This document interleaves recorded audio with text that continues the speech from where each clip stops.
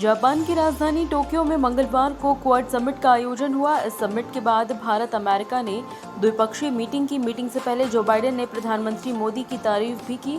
उन्होंने कहा कि मोदी ने कोरोना संकट को अच्छे से हैंडल किया, वहीं महामारी से निपटने में चीन विफल रहा।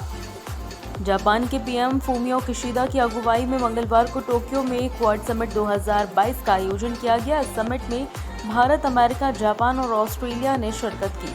क्वाड समिट में अमेरिकी राष्ट्रपति जो बाइडेन, भारतीय प्रधानमंत्री नरेंद्र मोदी, जापान के पीएम फूमियो किशिदा और ऑस्ट्रेलियाई प्रधानमंत्री एंथनी अल्बनीज ने क्वाड फेलोशिप की लॉन्च की।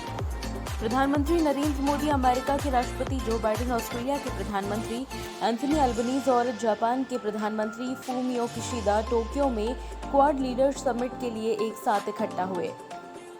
अमेरिका, जापान, भारत और ऑस्ट्रेलिया के इस समूह में प्रधानमंत्री नरेंद्र मोदी ने मित्रता, आपसी सहयोग, इंडो पैसिफिक से लेकर कोविड-19 का जिक्र किया।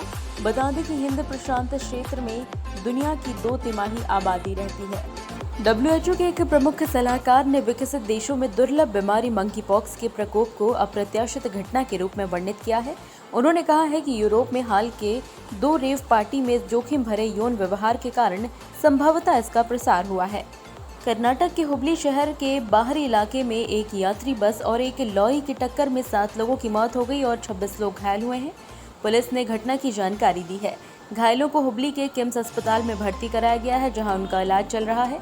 एक्सीडेंट के बाद दोनों वाहनों के चालकों की मौके पर ही मौत हो गई। पुलिस के मुताबिक यात्री बस कोल्हापुर से बेंगलुरु जा रही थी। जलवायु परिवर्तन ने भारत में भी मुश्किल बढ़ा दी है और इस वजह से समय से पहले 3 गुना हीट वेव का खतरा बढ़ गया है। उत्तर पश्चिम भारत और दक्षिण पूर्वी पाकिस्तान में हाल की गर्मी की लहर पर विशेष रूप से नजर रखने वाले और जलवायु परिवर्तन के प्रभाव को मापने वाले एक एट्रीब्यूशन अध्ययन ने कहा है कि लंबे समय तक लू चलने की संभावना 3 गुना अधिक है। जयपुर के फुलेरा में संभार लेक सहित ग्रामीण अंचल में देर रात में जमकर बरसे बादलों तो कहीं क्षेत्र में नींबू के आकार के ओले गिरे, जिसके चलते 2 राष्ट्रीय पक्षी मोर की मौत हो गई। वहीं कई स्थानों पर आकाशीय बिजली भी गिरी। लगातार भीषण गर्मी से जूझ रहे आमजन को बारिश से राहत मिली है।